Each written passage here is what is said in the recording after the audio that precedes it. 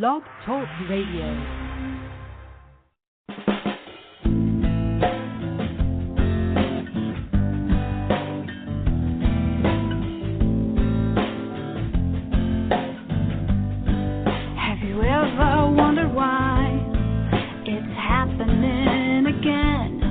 Welcome to MindShifters Radio with your co-host, the Forgiveness Doctor, Dr. Michael Ryce, and his wife, Jeanie. Michael and Jeanie share with you the wisdom of the ancient Aramaic internal process of forgiveness. They offer tools and support 5 days a week. They will support you in building a solid foundation within yourself to live in pure love. In Aramaic, Rachma. Michael is the author of So Why Is This Happening to Me Again? For more information on Michael and Jeanie, please visit www.whyagain.com. And now your co-host, the Forgiveness Doctor, Dr. Michael and Jeanie Ryce. To the brightness within you, and the truth that is rooted within me. Good afternoon, and welcome to MindShifters Radio with the Forgiveness Doctor. That's Dr. Michael Ryce. And our call-in number is 646-200-4169. If you want to talk, then you press 1, and that puts you in queue. And we want to welcome you all to the show. Hi, Michael. Hey, sweetheart. That was an awesome session. Congratulations with that happening that just happened. Do you want to share what just happened as you breathed someone in the intensive?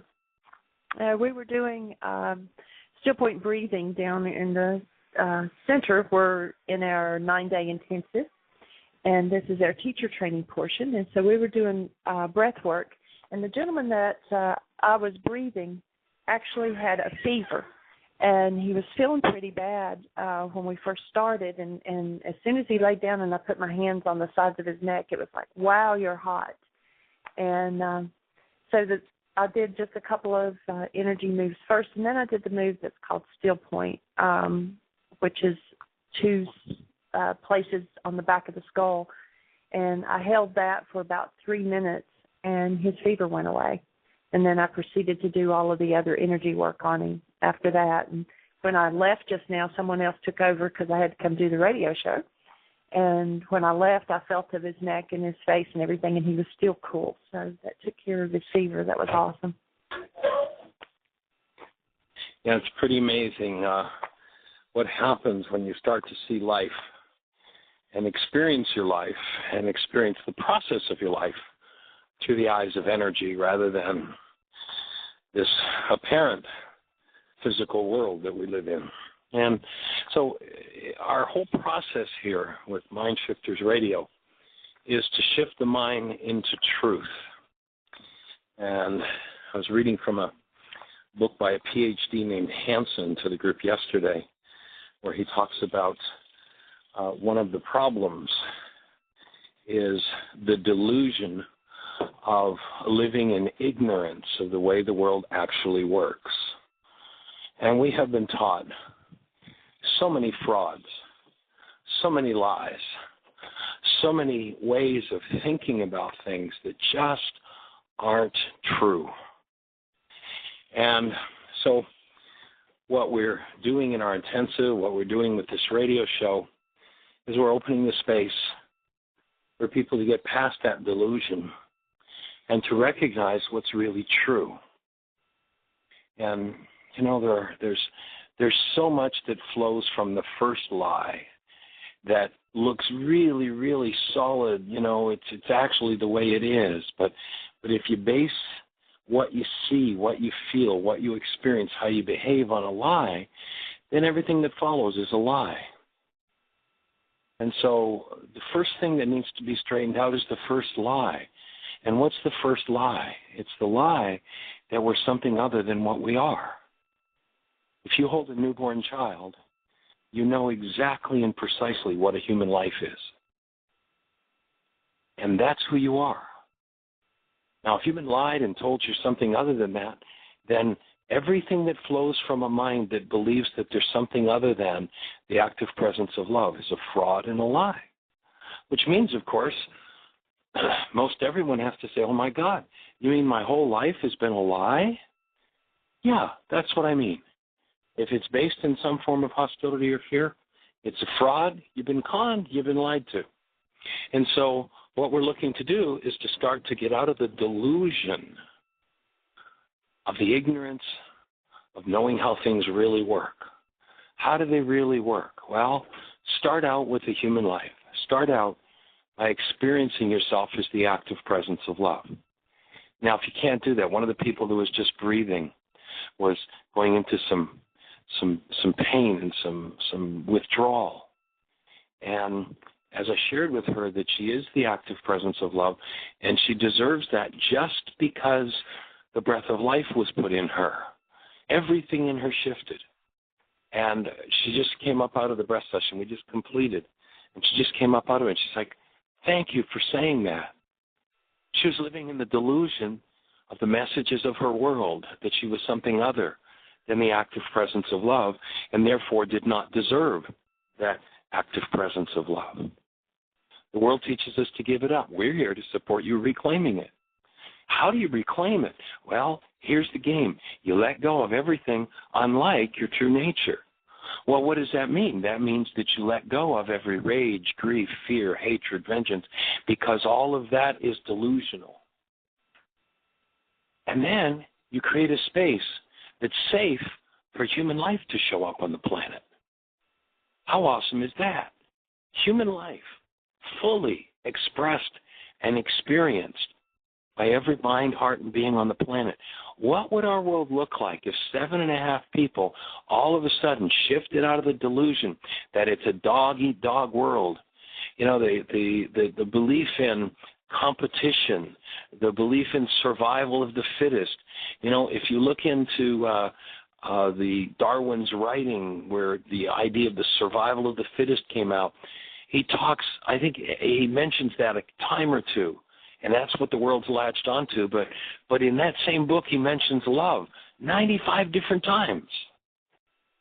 But it's ignored because it serves kings, because we're stupid when we're in hostility or fear. It serves kings and makes good slaves of us.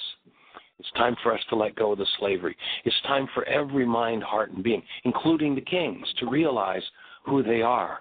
Rather than miserable packets of money and wealth and jewels and power and control that lives in the kinds of things we see coming out of the crown, what if those people who sat behind those golden walls that everybody goes, wow, I wish I had all that.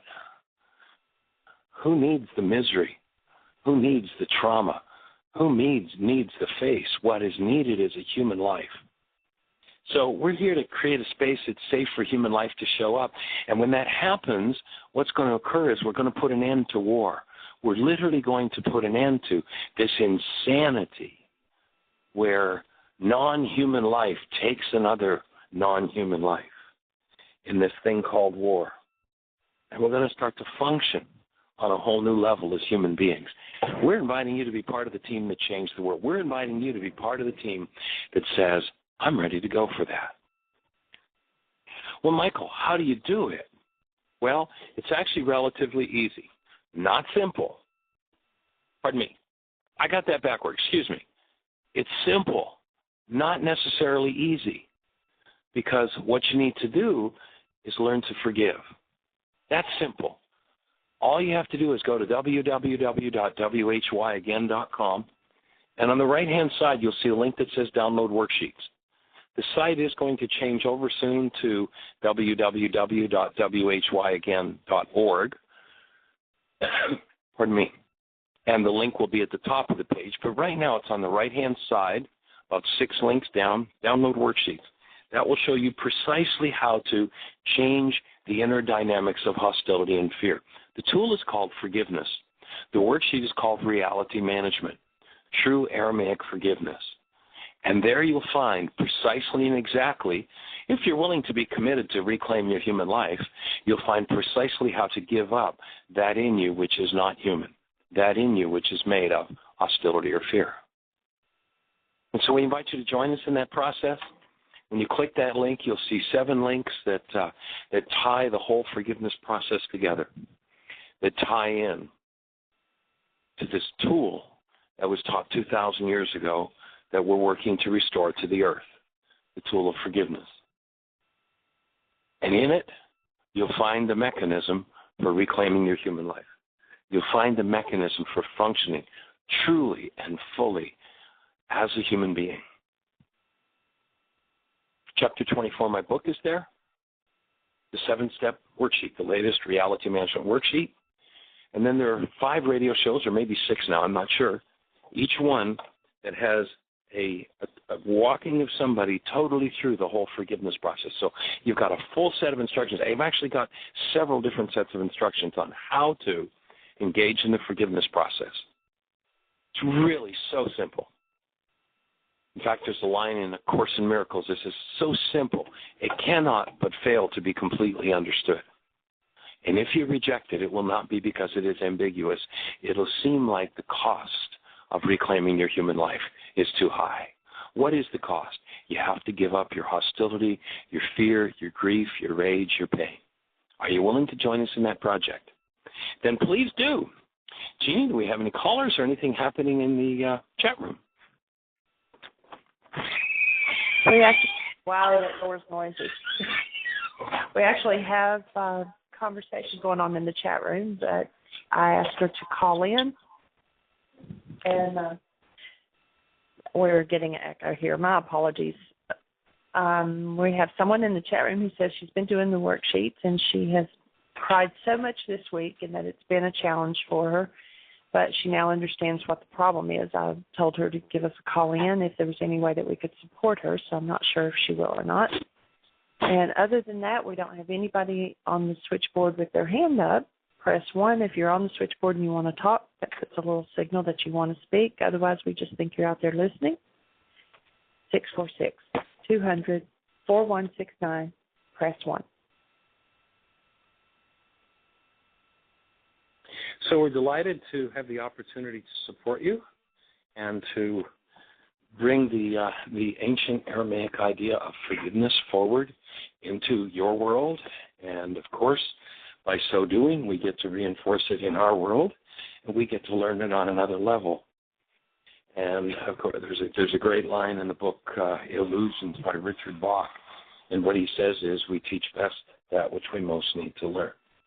So as you're listening, you'll know exactly what we need to learn, and we're learning it, and we're teaching it. And our commitment is to take it to every mind, heart, and being on the earth. And as you do that, everything starts to change. And we're here to bring about that change, to bring forward the active presence of love to every mind, heart, and being on the planet. So come join us. Get on the team that changed the world.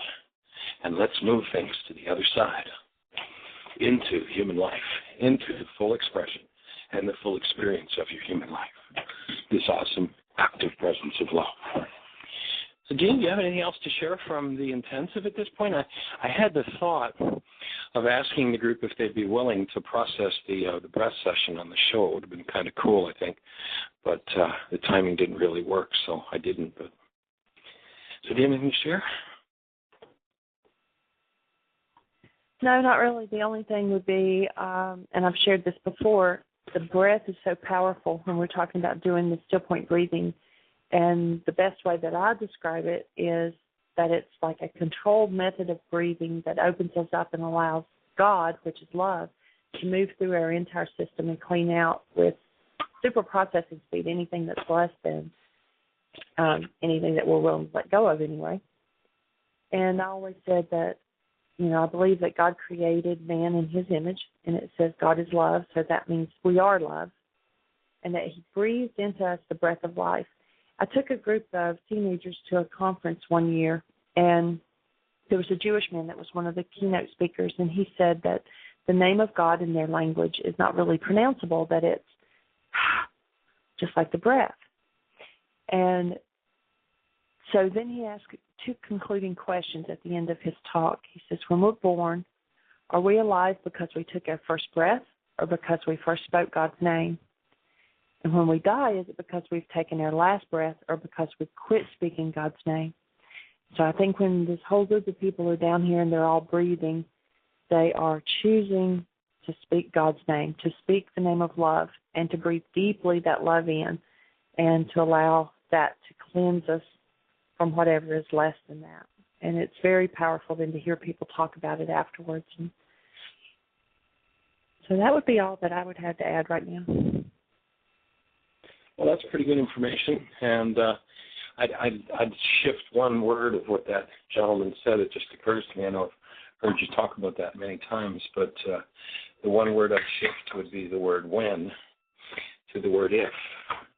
Instead of when we die, it's if we die. And maybe we could make a different choice. Maybe it's not a necessity. Maybe we, humans, or non-humans, who made up death could change it. If you go back to the ancient Aramaic physics and physiological language, what you find is in those writings that they say, we, men, made up the process of death. And so perhaps, if we chose to, we could reverse that. We shifted in a different direction. How would that feel? So our invitation to you is to fully enter the ranks of the human. That is, this awesome, active presence of love that you were designed to experience yourself as, and to be in that experience 24 hours a day, 7 days a week, 365 days a year. And if that has any kind of, if that wrinkles anything in you, if that stirs anything in you, then we invite you to pick up the phone and call us. What does it stir? Is there some part of that that doesn't make sense? Or maybe you want to share how that does make sense for you. Whatever. We just invite you to open the space for the conversation and to look into this, what, you know, is pretty dramatically different from what non-humans have been doing for forever, basically. And when I say non-humans, I mean those who are not functioning as this awesome, active presence of love that they were designed to function as. You know, where you don't find the active presence of love, you don't find human life. And so human life is, by and large, been pretty much disappeared from the planet. Our task, and we'd love for you to join us in it, is to restore human life fully, totally, completely to every mind, heart, and being on the planet. That's what we're here to do. And we ask you to be on the team and support us in doing that. Our calling number is 646-200-4169. If you have a question for us, pick up the phone, call us, hit 1, and you'll be in a conversation with Jeanie then.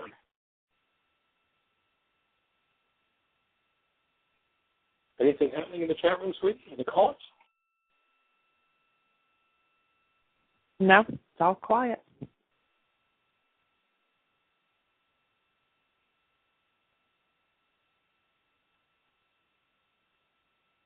Well, it seems like most of our regular callers are here at the intensive, and so we maybe as they come out of the breathwork, we'll hear from a few of them and what's happening. There's some just huge issues that are surfacing and being moved through by the whole group. It's been an amazing, what are we into, our 12th day now? Been an amazing 12 days of so many issues surfacing, so much stuff. And, you know, everybody's kind of been, as they've been seeing what surfaces and what so many people are carrying, it's like, oh my goodness, how do people survive carrying all of this? One person said to me the other day, you know, it's just amazing that we live through this. It's so insane and so intense. So if there's something in your life that you need support in, guess what? Grief, hate, rage, fear, pain, drama, and trauma are not designed to be part of a human life. When we look out there and we see somebody who, say, for instance, we hear about this horrendous atrocity that occurred. Most people say, well, how could a human being do such an atrocity? And my input is that a human being could not do such an atrocity. A human being would never do such an atrocity, but non-human life can do all kinds of atrocities. And it can be proud of itself doing it. It'll actually stand up and say, give me a medal for this atrocity. And so we're here to change that dynamic and to bring healing to every mind, heart, and being on the planet. That we move out of literally our very capacity to engage in or do any kind of atrocity. A good measuring stick for behavior is, if you can imagine a newborn doing it, well, then it's probably an appropriate behavior. But if in truth you can't imagine a newborn doing it, then you probably don't have any business doing it either.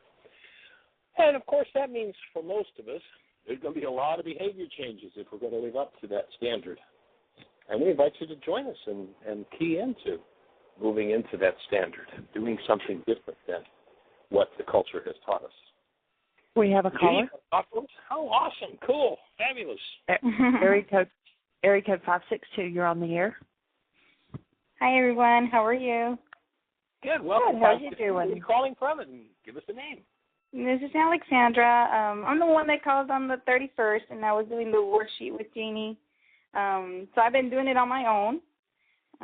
It's been very interesting because I've been mostly doing a lot of meditation and connecting the source, and then I kind of run over. Before I do that, I do the worksheet, and then I just try to get as much information about myself as to what is it that I need to deal with. And it was like I felt like pulling out. How do I describe it? The way I can just visualize it is like balls of energy that were kind of like all over my body, and it was just grabbing them and then pulling one out, and another one and grabbing it out and pulling it out. So it was very painful. I mean, it wasn't an easy task, but I did it. I spent, these days doing that, and it's facing and so pulling out non-human life. Yeah, it felt like energy coming out. Life. Yeah, it was totally energy. I didn't see it as being something material, but it's just certain balls of energy that I had within me that I had to pull out. What I do need help on is, okay, so I got the information. I know what the problem is. I have issues, I guess, with self-love. That's the most basic information that I got throughout this whole thing. And once you discover that, okay, and I've been doing also the promise to myself. I've also I printed 2 of them, and I do it with my little boy every morning. We just read it, we read it to each other, and then, and basically it's so wonderful to see it because yesterday he was in a really, really raunchy mood in the morning, and we just read the affirmations, and him hearing himself say the words, it was so awesome because he realized that he was doing the same thing Mom was doing, where we're just not treating ourselves very good. We're very critical about ourselves. And I thought, gosh, that was just so awesome because at least I have the opportunity to show my little boy how to, when he grows up, not to be like me pretty much, But anyhow, what I'm having trouble with now is, okay, so now I know that self-acceptance and love, and I just appreciate the essence of who I am. That's my difficult thing. Now, how do I learn how to appreciate it? Like yesterday, I thought, okay, I got this. I'm just going to go in the mirror and I'm going to pull out all the qualities that I think is good about me. But I couldn't see any. I saw more defects. So I'm thinking, what the hell? I thought it would be the opposite by now because now I got the concept, but apparently not because that's not what I was looking in. So I was frustrated and I just went to bed and I was kind of angry about my feelings about it. I thought, well, geez, Alex, you worked so hard to get here, but you still cannot see anything good. Okay. So let me ask a quick question. Mm-hmm. Without having to give away your age, how many years have you been beating up on yourself?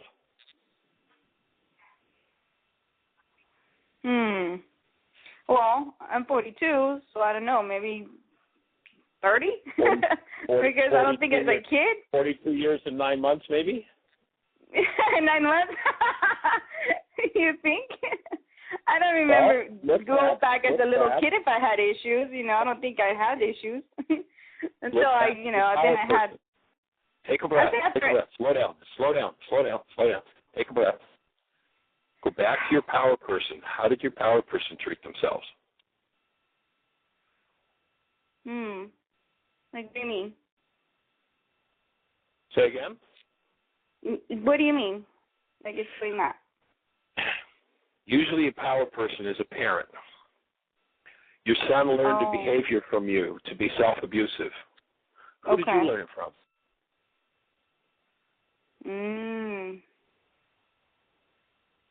It wasn't my mother, and my dad died when I was 2, so I would say my siblings. Okay. So then you've been doing this to yourself for 42 years and 9 months. It didn't just start in the family system when you came along. It had been going on for a long time. And so recognizing that, there's work to be done. And so you did your first worksheet how many days ago? I did. My first one was on the 31st, and I did 3 more that day, and then I did one the next day, So we're on the 3rd. So from the 31st to yesterday. So I'm on my 4th day, and I've done 6 worksheets, and now I find reason in my mind to beat up on myself for not being perfect and finished yet. Notice how the pattern plays out.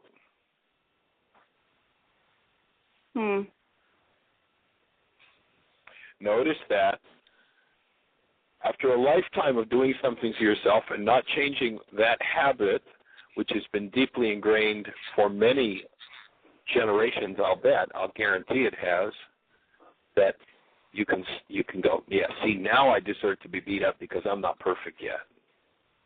So here's what I'll share with you. I've been doing this work for 45 plus years.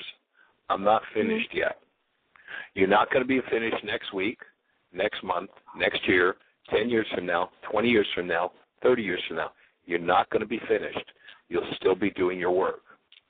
And piece by piece, you'll remove every rationalization that your mind has, because this is just another rationalization. See, I'm not perfect, I'm not finished yet, therefore I deserve to be angry at myself. And that's something that you're going to change. You know, when they said to Yeshua, well, how many of these worksheets do we have to do? Is 7 enough? And in Aramaic, his response was no. He said 77 times 70. Which literally means you're going to do, it's not a literal 7 times 70, but it means an infinite number till you're complete. And so carry on with your work. There's work to be done. So your next worksheet I would offer is your anger at self. So number 1A would be your own name, Alexandria, and self in number 1. And then number 1A, and then B would be, here I am, I'm not finished, and I'm beating up on me. What's my feeling? I'm angry. What's my thought? Well, I should be better than this, or I should be perfect already, or whatever the thought is. And then what's the goal? What do I want for myself? Well, I want to be perfect. So now I cancel my need to be perfect, and now you'll go into your perfection file, where you'll find every time you were beat up when you weren't perfect, and you'll get to work through that. That's the process of healing. It doesn't end overnight. Okay. So every time I get a feeling, then address it at that time. That's the idea. That's the whole process. And there are going to be many, many, many, many layers of this that are going to come up. That's why Yeshua said 77 times 70 worksheets. So you've discovered a tool to change the direction of your bloodline. The major attribute of this multi-generational database that we call the body-mind unit is inertia. And if you remember from physics class in high school, the law of inertia says that a body moving in a particular direction at a particular rate of speed will tend to continue in that direction at that rate of speed until it's acted upon by an outside force. So each time that your inertia-bound, non-being mind wants to beat up on you, here's your assignment. Forgive the part of your mind that thinks you deserve to be beat up for anything, because you don't. No, I don't. I don't know. Just like I said, it's a little bit frustrating, but at least I know now what to do when I get there. So it's okay to have that frustration, but I need to address that frustration when I feel it. Right. So your next worksheet is the worksheet on frustration. So one of them's on anger. It's a different one on frustration. So I'd take and put number 1B on one worksheet would be anger, and number 1B on the second worksheet would be frustration. And each of those will produce a different result of healing. And you're now starting to move in the direction of cleaning that whole game up. Okay. All right. Well, thank you so much for explaining it. I appreciate it. All right. Any questions on the worksheet itself? No, I pretty much understand it. I just, like I said, it gave me the answers that I needed. So now I just have to address the feelings that come after it. So cool. I'll work on it, and then I'll keep you guys posted. Cool. And let's just check and see if Jeanie has any input, seeing as how she was the one who processed with you the other day. Jeanie, do you have anything to share? No, I just want to say that I honor you, Alexandra, that you were willing to jump in there and keep doing it. I mean, that was your first introduction to the work, and you just kind of stumbled on us. And to hang in there already, that's a big step, and that's loving yourself because you're willing to do something to make a change. That's true. Thank you so much. I appreciate it. Thank you. I'll talk to you guys soon. Bye-bye. Okay, blessings. Thanks for the call. Delighted. Awesome. Yeah, that's pretty cool. And I wasn't on the show when she talked about how she found us. How did you find us, sweetie? She was actually looking for a naturopath. And so just kind of landed on us, and we began, and it was awesome the way it just unfolded. So that's really great. You know, a lot of people that have listened to the work several times, read the book and all this other, and they're still not willing to do the worksheets and go there to get it unburied. And here she just stumbles across it, and she's willing to do what it takes to go to the next level. And so that's loving yourself. For sure. So we've got about 25 minutes. Nobody has their hand up. Nobody's asking questions. 646-200-4169. Press 1. That puts you in queue.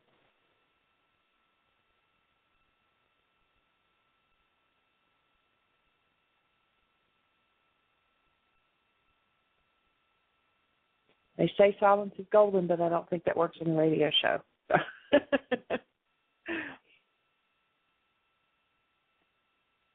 Michael, are you there?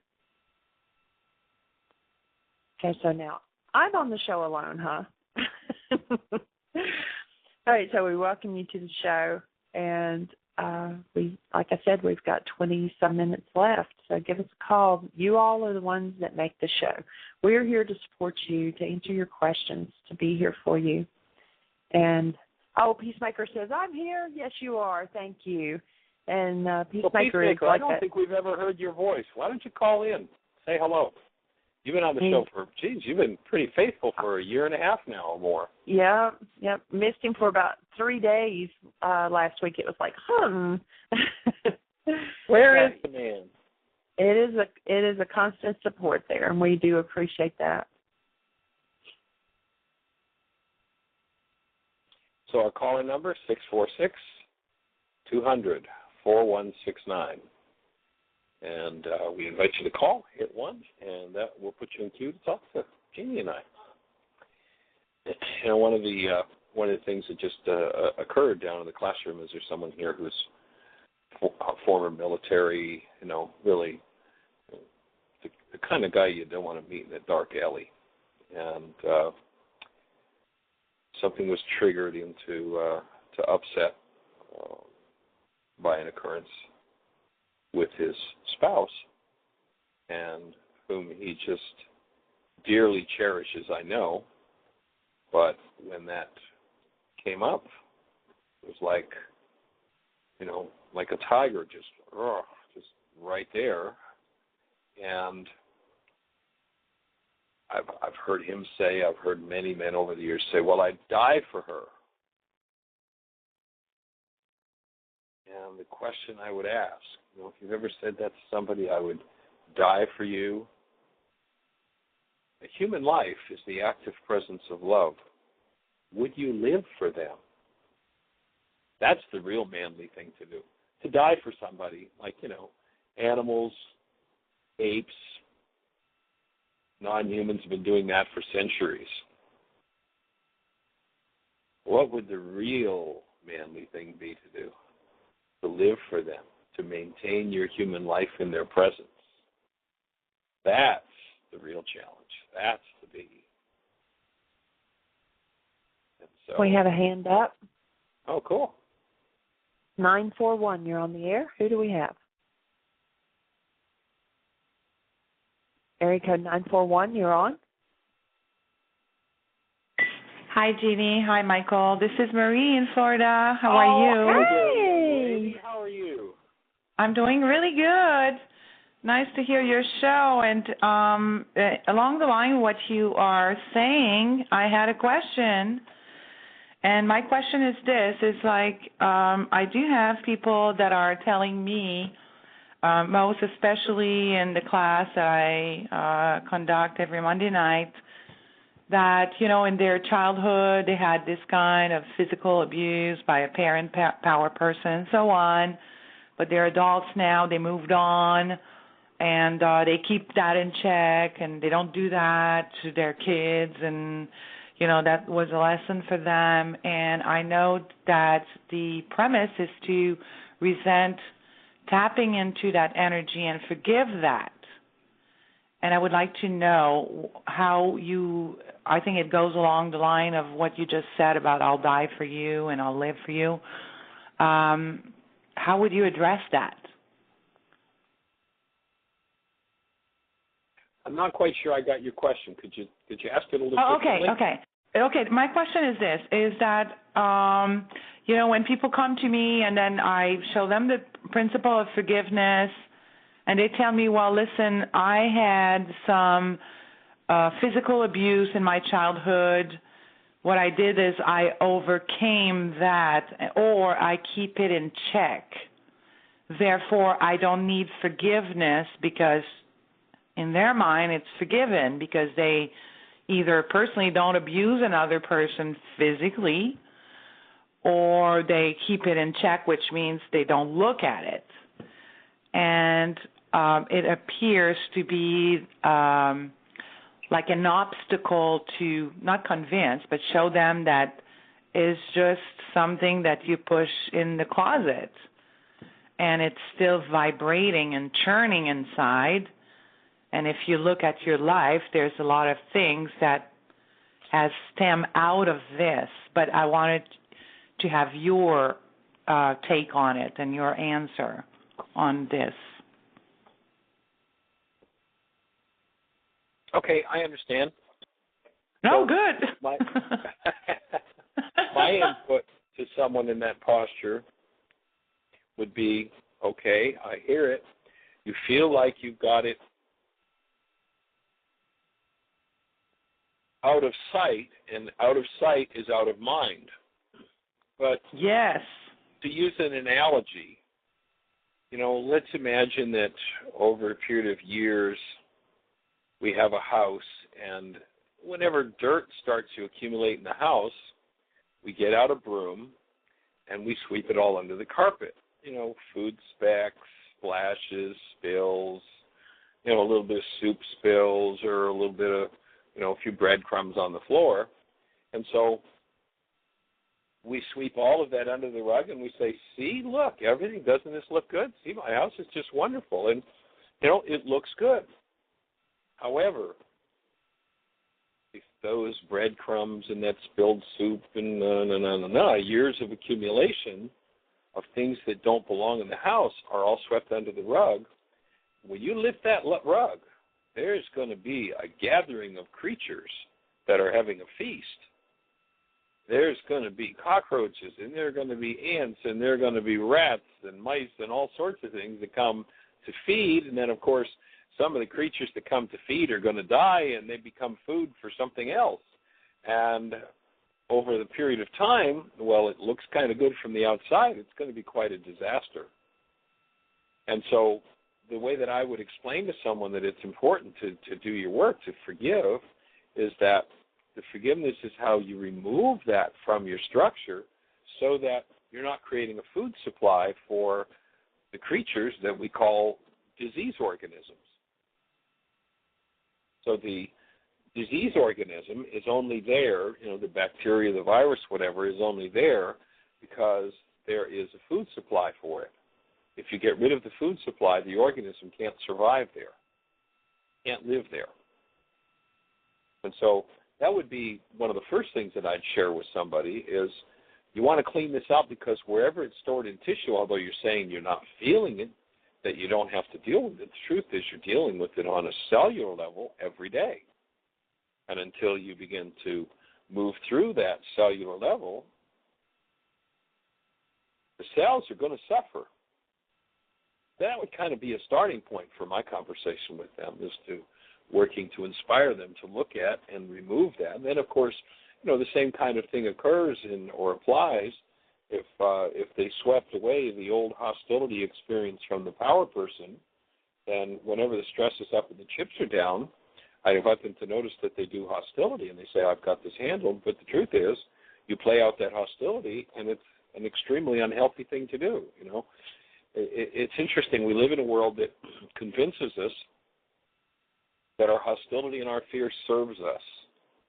And yet, a question that Jeanie always asks to open the Why Workshop, as you know, is how many have ever held a newborn child? And she makes a list of the attributes of the newborn, which are always words that have something to do with the theme of love. And then she asks how many have ever done something they regret, and another totally different list shows up, and it's always a list based in hostility or fear. So you look at that hostility and fear list, and you recognize that if you don't resolve it, it runs aspects of your life. And, if you ask anybody, once they get really honest, in one mindset, they'll go, yeah, well, it protects me and it keeps me safe and it makes my life better. But then when I ask them to think about the things they've done that they regret, they look at the destroyed relationships, the destroyed businesses, the disease processes that go on, and they go, man, that really doesn't work very well. It's kind of like, Go ahead. Oh, I'm sorry. Go ahead. No. Go ahead with your question. That's absolutely true, because when I run down some aspects and I encounter a lot of resistance, obviously, and this is my first indication. If I encounter resistance, it means that there's something that I tapped in there that they're not comfortable with. But the next thing is like I run they run to me a list of physical illnesses they have. Yep. And I'm like, bingo, this is how it runs your life. It doesn't run on the, mind aspect. You tell me it's in check and you're an adult and you understand and you erase that, and no, it does not affect you, although you still talk about it, but it does not affect you. But look at the list of illnesses, and then I get into another layer of resistance. Well, that's the body, that's aging, that, has to do with genetics and so on and so forth. I just wanted to put it out there for other people to understand how it works too, because what you're saying is what I block from my mind and say everything is fine and peachy. I sweep it under the floor, then it creates a food supply, and I'm still not willing to look at it, and all my relationships are awful, but it was all their fault. Then it gets into the third level, which is physical illnesses, and that's the manifestation to the world, including myself, of how much I was blinded or did not want to look at issues that I need to forgive. Correct? Right. That would be it. And, the denial in the human mind is so overwhelmingly powerful that most people have no recognition as to what it's doing and what it is. And, over the years, I've often gone into many circles where, for instance, people smoke pot. And the story in the pot-addicted world is, well, pot's a soft drug. It never hurt anybody. It's no worse than alcohol. Well, the denial is rampant, because when I get a group of people who are, pot smokers, and I ask them the question, how many of you know somebody whose brain is burned out on pot? Everybody puts their hand up. Everybody knows.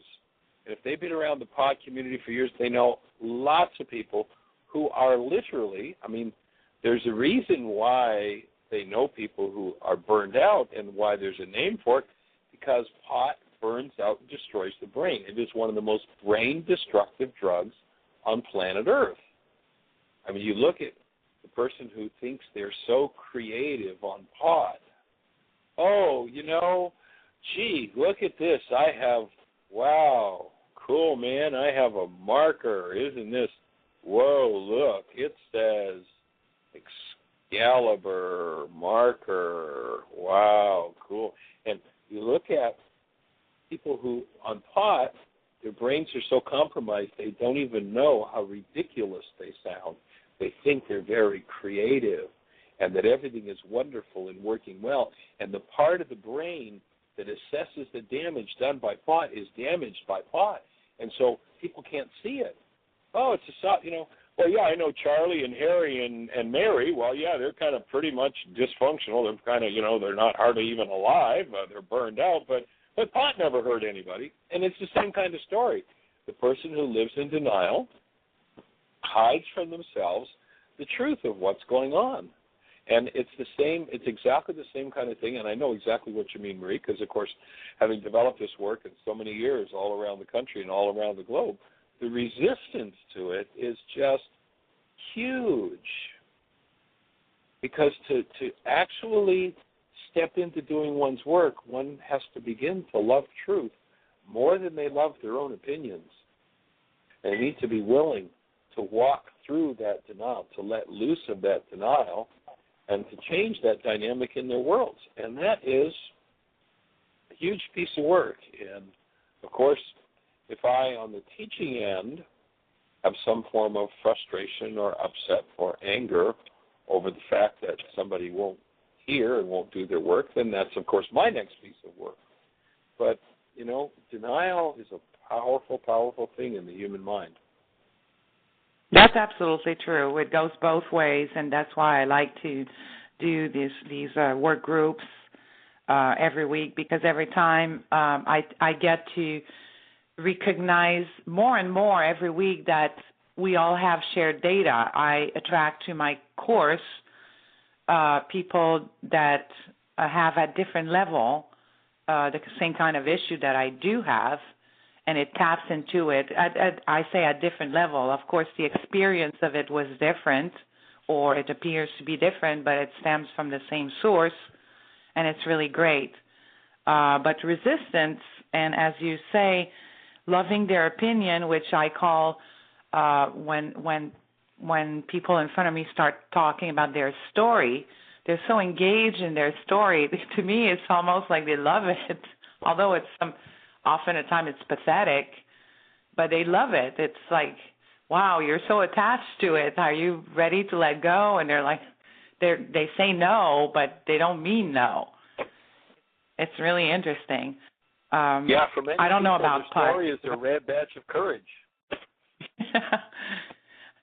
I was to say I don't know too much about pot because I'm not a pot smoker, but I know the defense of pot smoker, what they say is that compared to alcohol, as you pointed, is what they often say to me is like, well, you know, a person that smokes pot is not violent as opposed to a person that, do other hard drugs is violent or becomes violent. I don't know much to say about that, but as you say, to me, they're so ridiculous, you know, that the brain is so dumbed that whatever they do, they find it funny. So, but that's another story. I'm just not really an expert in that area, unfortunately. But thank you. I just wanted to point it out for other people that, as you say, denial is so strong. It's overwhelmingly powerful, as you say. Yes. Yeah. That's the truth. And it's a delight to have your brother and his wife here. They're still here, and we're just moving forward. Yeah, you've had a run of pretty much everybody I know so far in your intensives. We're all in need of healing, so thank you so much, Michael, for the answer. I really appreciate it. Just wanted to point it out. Fabulous. Delighted to have you on our team, young lady. We appreciate the work you do with people and the support that you are for people and the support that you are for us. The website is moving forward slowly at this point because of the intensive, but it's really moving forward, and we so much appreciate. That's going to just put everything on a whole new footing when that thing comes live, and it looks like it's probably going to be on a little later into August when the whole site goes live. Awesome. Can't wait to see it. Well, I've seen how it looks like now, but it's going to be a new, fresh look, and you're going to have to relearn where the links are, right? Yes. Yeah, it's going to be a whole new process, but that'll be pretty cool because there's going to be so much more technology. So we are blessed by the fact that you initiated that and have supported us in getting it done. It's just fabulous. Okay, wonderful. So thank you so much. I'll talk to you soon. Bye. Bye, Jeanie. Thanks, Bye, Michael. Marie. Bye-bye. Bye. So we do not have another caller, but we're down to 8 minutes. 646-200-4169. Press 1. That puts you in queue. Oh, we had a hand go up. Area code 352. You're on the air. Hi. It's Mary Lou from Heartland. Well, hello, Mary Lou from Mary Heartland. Lou from Heartland. How are you? I'm doing very well. I'm doing very well. This morning in the breathwork session, I got to breathe somebody else and just had that sense of anxiety come up around doing it right and you know, all the freak out of, well, I don't have my piece of paper. And once I just got in touch with that and canceled my need to do it right and invited Ruka in to work through me, I had the sense that it was just perfect and just was exactly what needed to happen for my partner, and I just wanted to celebrate that. Cool. Yeah, that old doing it right thing can block so much of doing it right that it's not funny. and when we're willing to rely on the genius and the wisdom that's inside of us, all sorts of things turn out differently than the mind that says, here's how my power person would have me do it right. Mhm. So. Yep. Well, the power person issue is part of the dynamics that I've been looking at. Is, you know, the part of the first layer of my power person dynamic is goes along with my nickname from being a little kid, which was Little Mary Sunshine. And you know, that person's the perky part and the creative and very outgoing kind of energy, and the higher the stress that I'm experiencing, the less that little bubbly energy shows up, and I can get quite serious and morose and judgmental in its life. So part of it with the power person dynamic is that I play the power person when I get it stressed, and how does that dynamic interact with other people's power persons when they're stressed is my question. So how does that kind of, we're just playing power person dynamics and not really seeing each other? The tendency will be to, first of all, my question would be, all of those words that you just described that you use to describe what you're like when you're in that dynamic, have you done worksheets on that around yourself doing those things and around your power person doing those behaviors? I don't really remember very much about my power person doing those things. I've done some sheets on particularly getting noticed of how I isolate and separate, and then the judgments come, and that just reinforces the hostility. Right. And so what's going to tend to happen with that hostility is I'm going to tend to draw somebody who has a resonance or a match. And so there's going to be the tendency would be to draw somebody else who has the same kind of energy, the same hostility, or somebody with the matching bag of garbage. So if I have the hostility, I'm liable to pull somebody in who has the kind of mousy victim type response. And so there'll be the perfect matching bags of garbage. And, of course, if being mousy and victim is the match, then probably when that person with the match shows up, all of a sudden that's going to bring the next layer of my hostility or my rage up, because how dare you, be so mousy and victim-like. And so we'll tend, out of the energies that we hold inside of ourselves, to draw people who have similar or matching patterns.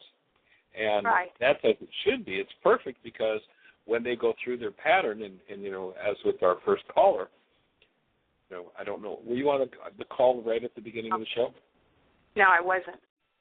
Okay, so we had a young lady who called in, and she had called in 4 days ago and been introduced to the worksheet process by Jeanie. Jeanie walked her through a worksheet.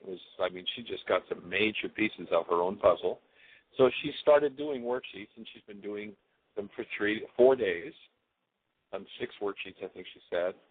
And then when she woke up this morning, all of a sudden found herself angry with herself because she wasn't finished, that everything wasn't handled. And so, the mind will always hallucinate another reason for me to be upset with myself if that's my power person dynamic. If my power person was always upset with themselves and then was always upset with me, which usually looks like a message of perfection, why didn't you do it right? And their grief and their pain, if I'm in the presence of it, and I have the tuning fork that matches, I'll absorb their grief, their pain, into my grief, my pain, and make it my own, and it'll become very intense. And then that energy, each time those brain cells are resonating, will tend to re-radiate into my physiology and into my mind, my emotions, and my world. And so the mind can always come up with another excuse. Well, I'm really upset because of this. Well, actually, I'm really upset because of this. The mind will always have another story. And the truth is, we're never upset because of anything that happens in our world. We're upset because we have upset in us. And anything or anyone will do if we've got that form of upset in us. And we'll tend to draw somebody who knows exactly how to play it out. And that's the gift of the world, because when they come and play it out one more time, I get to go, ooh, yes, this is mine. I think I'll be about changing this part of my mind instead of pretending that it's something outside of me. And so it goes into the whole denial thing. We talked a few minutes ago about denial, and the mechanics of denial are not easy to see. But what we discovered with this work is that here's how denial looks. When I'm in pain or turmoil and I talk about you, I'm in denial. Yeah. Now I've just locked away and hidden away a whole part of my mind. And so I want to start to surface that part of my mind and bring healing to it, and that becomes the key to the game. Yep, that makes perfect sense. That when I'm in that hostility, I find I'm particularly annoyed by the mousy energy, and it's like, wow, I just really want to read the riot act to them.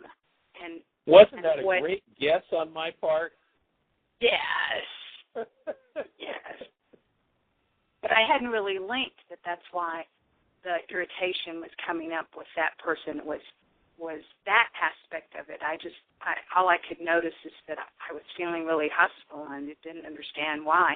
And it seemed like my hostility was being pointed to somebody who, didn't deserve it. But I was really angry because what it was is that it was resonating my hostility and playing off each other.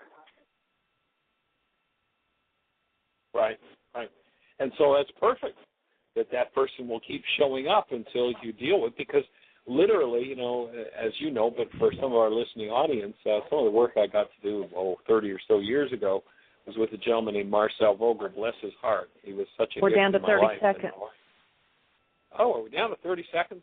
Well, then I guess we'll just have to kind of close the show out. Didn't realize we were that close. And we'll just, maybe we can pick up the conversation tomorrow about Marcel Vogel. Nope, Monday. Or Monday, yes. We got a weekend coming. All right.